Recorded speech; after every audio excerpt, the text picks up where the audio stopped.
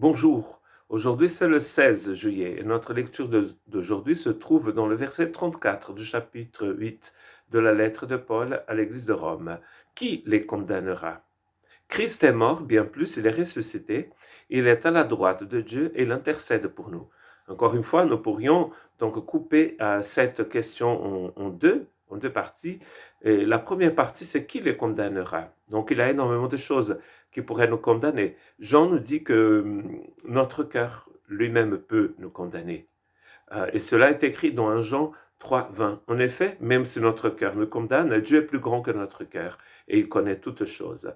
Donc, nous pouvons nous-mêmes nous condamner. Parfois, nous passons par des moments difficiles, par une situation complexe et par notre passé, par ce que nous avons hérité de nos ancêtres, nous pouvons avoir toutes sortes de pensées mauvaises, de condamnation, mais cela n'est pas bon et nous n'avons pas besoin de cette condamnation parce que le Christ nous a déjà libérés de la condamnation, y compris de la malédiction qui pesait sur nous à cause de nos péchés. Et cela est écrit dans Galates chapitre 3 verset 13. Christ nous a rachetés de la malédiction de la loi en devenant malédiction pour nous, puisqu'il est écrit: maudit est celui qui est pendu au bois. Une citation d'un texte de l'Ancien Testament. Maudit est celui qui est pendu au bois. Le Christ, quand il était pendu à la croix, il a pris sur lui ta malédiction. La malédiction qui devait tomber sur toi est tombée sur lui. Imaginons ce que ça veut dire de mourir de prendre sur soi-même la malédiction de toute l'humanité présente, passée et future. C'est ce que le Christ a fait. Ça, c'est un acte de grâce incroyable de la part du Seigneur. Donc, il est déjà mort pour toi. Il a déjà pris la malédiction. Donc, du coup, il n'a plus de condamnation. C'est ce qu'il dit dans Romains 8, verset 1. Il n'y a pas de condamnation pour ceux qui sont en Christ, car il a pris la malédiction sur lui. Et maintenant, quand nous recevons le Christ dans notre cœur, nous sommes libérés de cette malédiction. Le Fils est le reflet de sa gloire et l'expression de sa personne. Il soutient tout par sa parole puissante. Après avoir accompli au travers de lui-même la purification de nos péchés, il s'est assis à la droite de la majesté divine dans les lieux très hauts. Ceci est écrit dans Hébreux chapitre 1, verset 3. Ce chapitre 1 d'Hébreux, d'ailleurs c'est comme ça que la lettre commence, son salutation, elle rentre dans le vif du sujet.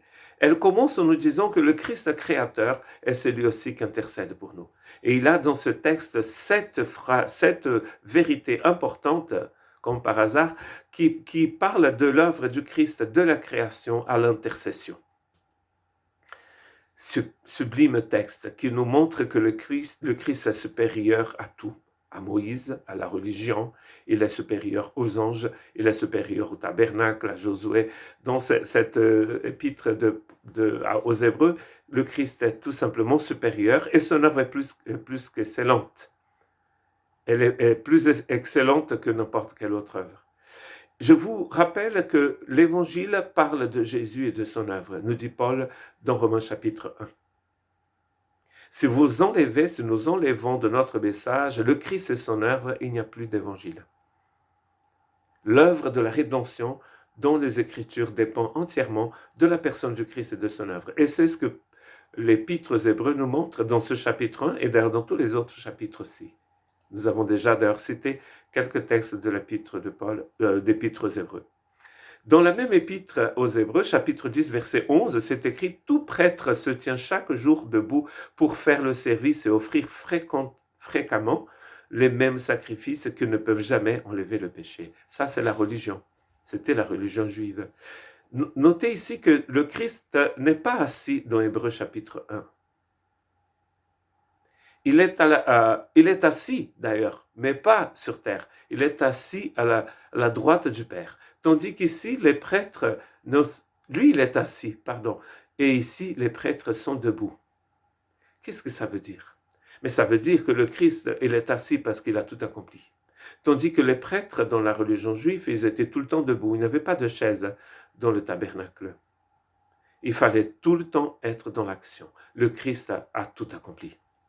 Et maintenant, il intercède pour nous.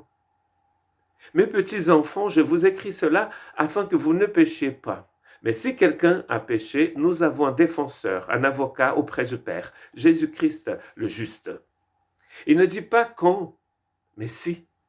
Parfois, ça vous arrive de pécher, mais vous pouvez tout simplement aller tout droit vers votre intercesseur, votre avocat. Dans l'Évangile, il n'y a qu'une personne qui intercède à Dieu pour nous, c'est Jésus-Christ le juste. Aucune autre personne. Nous avons rajouté des intercesseurs dans le christianisme, mais dans les évangiles, il n'y en a qu'un, Jésus-Christ. C'est lui-même qui dit, le seul chemin vers le Père, c'est moi. Que nous puissions faire confiance à ce Christ, seul intercesseur, seul avocat, dans nos moments difficiles. Quand notre cœur nous accuse, quand Satan nous accuse, quand le monde nous accuse. Il n'y a pas de condamnation, parce que Christ est mort, il est ressuscité, il est assis à la droite du Père et il intercède pour toi. Que Dieu te bénisse.